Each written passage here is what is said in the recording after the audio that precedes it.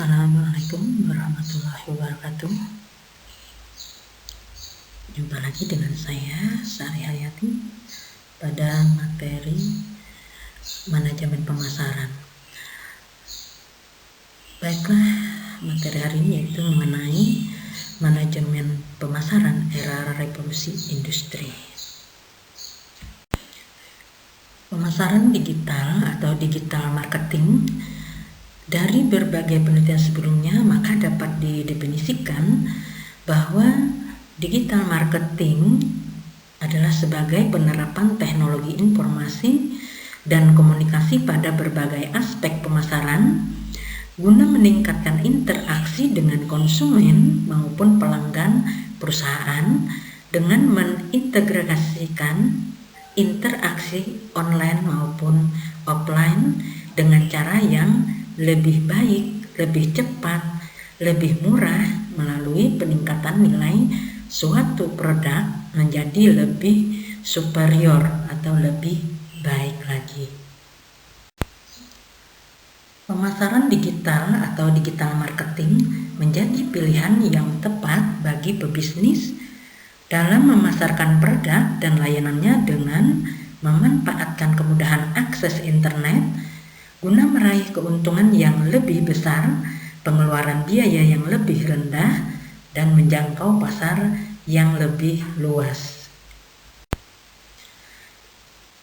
Berbagai strategi pemasaran digital yang dikumpulkan dari berbagai ahli yang menyatakan tentang strategi pemasaran, maka di sini terdapat strategi pemasaran, content marketing, social media marketing, search engine marketing, online digital media advertising, mobile advertising, marketing automation, email marketing, blogs, online display advertising, AdWords, online classified advertising, kemudian marketing influencer marketing strategi, user experience strategi, cellular marketing strategi, wearable and virtual reality personalization strategi.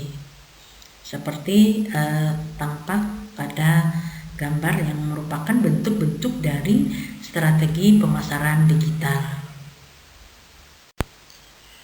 Digital marketing merupakan strategi yang potensial di Indonesia dalam menghadapi persaingan revolusi industri, mengingat Indonesia berada pada posisi pertama pertumbuhan digital marketing di dunia yang mencapai hingga 26%, kemudian disusul oleh India sebesar 20%, di urutan kedua, kemudian Rusia, Thailand, dan Meksiko.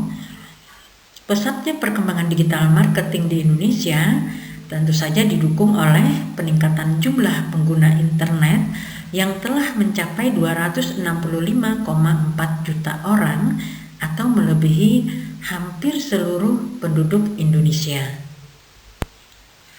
Perkembangan fitur periklanan di berbagai platform media sosial dan gaya belanja online juga menjadi faktor utama dalam meningkatkan pemasaran digital.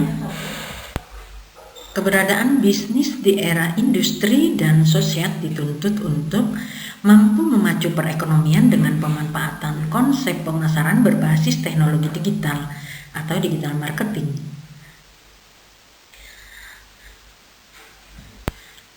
Apabila bisnis ingin bertahan di era industri dan sosial, maka pelaku industri atau pelaku bisnis harus mampu memaksimalkan manfaat perkembangan digital.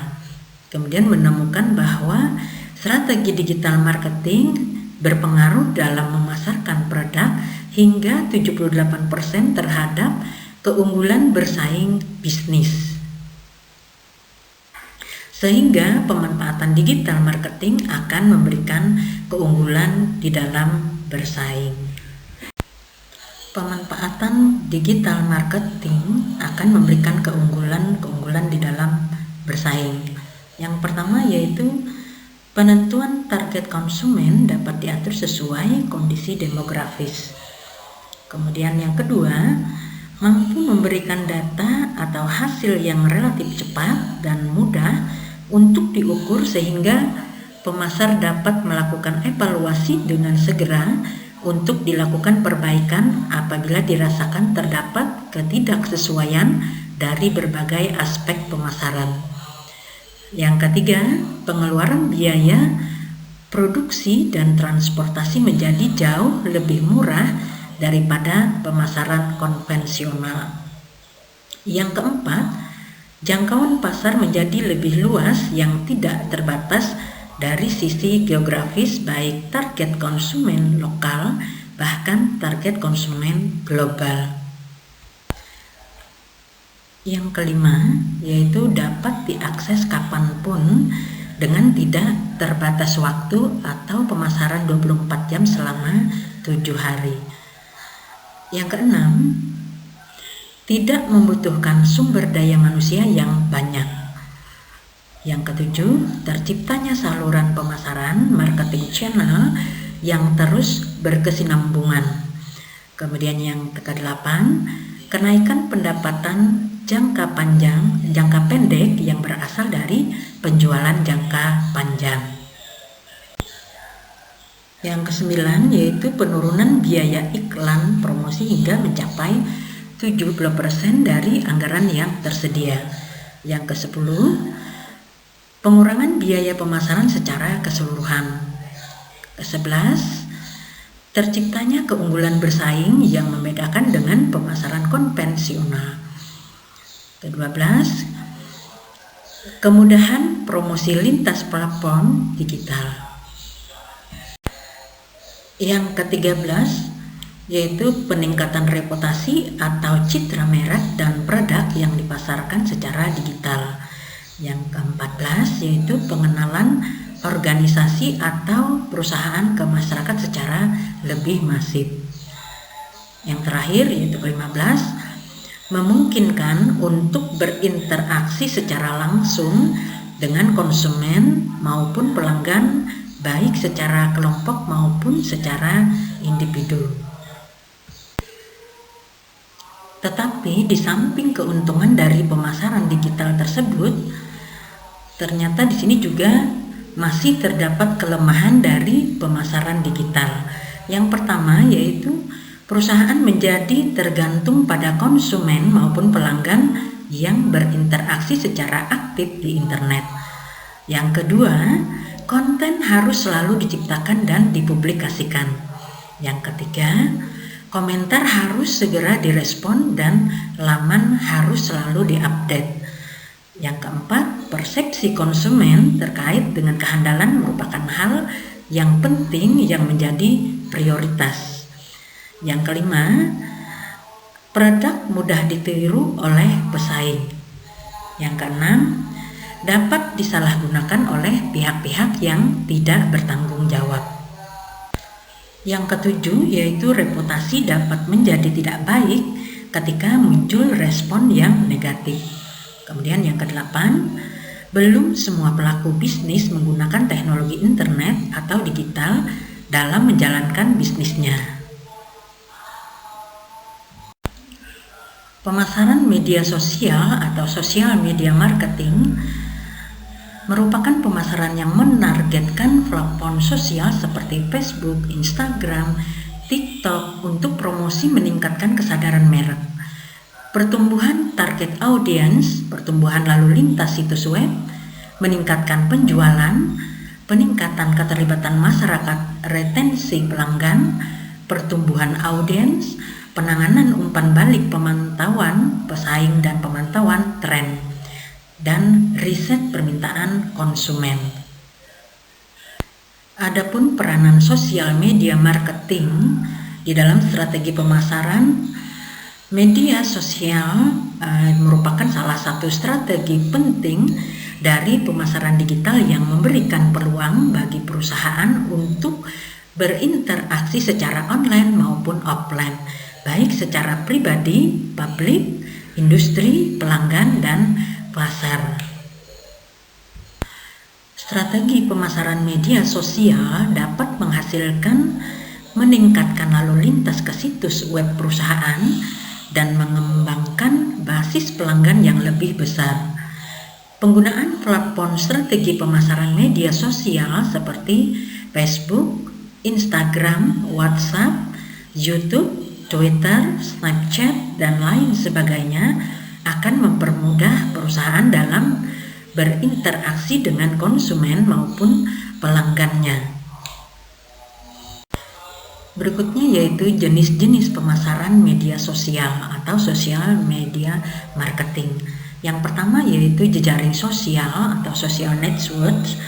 Nah, jenis pemasaran ini digunakan untuk mengoneksikan orang dan merek secara online seperti Facebook, Twitter, LinkedIn. Ketika Facebook, Twitter, dan LinkedIn mulai digunakan, maka pelaku bisnis menyediakan layanan jaringan koneksi yang membantu orang dan merek terhubung untuk berbagi ide, informasi, membangun kesadaran merek, layanan pelanggan, riset pasar, dan lain sebagainya. Yang kedua, jaringan berbagai media atau media sharing networks. Nah, jenis pemasaran ini digunakan untuk menemukan atau berbagi foto, video langsung, serta media lainnya seperti YouTube, Instagram, Snapchat, seperti jaringan media sosial lainnya. Yang ketiga yaitu forum diskusi atau discussion forum. Ini merupakan jenis yang digunakan untuk berdiskusi dan berbagi pendapat dan informasi yang dapat dianggap sebagai salah satu bentuk komunikasi tertua di media sosial seperti Reddit dan Quora. Forum diskusi ini juga merupakan salah satu sumber yang baik bagi pelaku bisnis untuk melakukan riset pasar dengan tetap memegang prinsip kehati-hatian dalam memisahkan iklan dan posting, karena pelaku bisnis tidak ingin dianggap sebagai spam bagi pengguna atau audiens. Yang keempat, jaringan kurasi konten atau content curation networks. Nah, jenis pemasaran media sosial ini digunakan untuk menemukan, mendiskusikan, menyimpan, dan membagikan ide-ide baru yang sedang tren.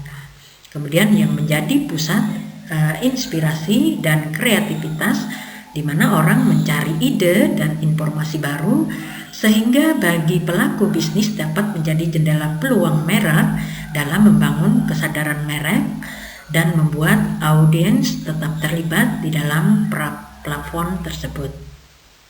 Yang kelima yaitu tinjau jaringan atau review networks. Jenis pemasaran ini biasanya digunakan untuk menemukan, membagikan, dan meninjau informasi tentang produk atau layanan. Hampir 90% pelanggan membaca ulasan secara online sebelum melakukan pembelian, karena ini merupakan faktor penentu yang penting, dan ulasan positif merupakan komentar maupun testimoni yang positif dapat mempengaruhi audiens untuk melakukan pembelian produk dan layanan. Nah, sedangkan ulasan negatif jika ditangani dengan baik dapat membuat pelanggan yang tidak senang menjadi senang. Yang terakhir yang keenam yaitu jaringan penerbitan blog atau blog publishing networks. Jenis pemasaran media sosial ini digunakan untuk mempublikasikan, menemukan, dan mengomentari konten online seperti Medium, WordPress, dan Tumblr. Sebanyak 53% pemasar mengatakan bahwa blogging menjadi prioritas utama pemasar konten mereka. Platform blogging tradisional seperti Blogger dan WordPress maupun situs microblogging seperti Tumblr atau platform penerbitan sosial seperti Medium memungkinkan pelaku bisnis untuk mengunggah konten secara online terkait dengan merek produk dan layanan mereka yang mendorong audiens untuk membaca, berkomentar, dan berbagi. Oke, demikian tadi materi mengenai manajemen pemasaran di era revolusi industri. Wassalamualaikum warahmatullahi wabarakatuh.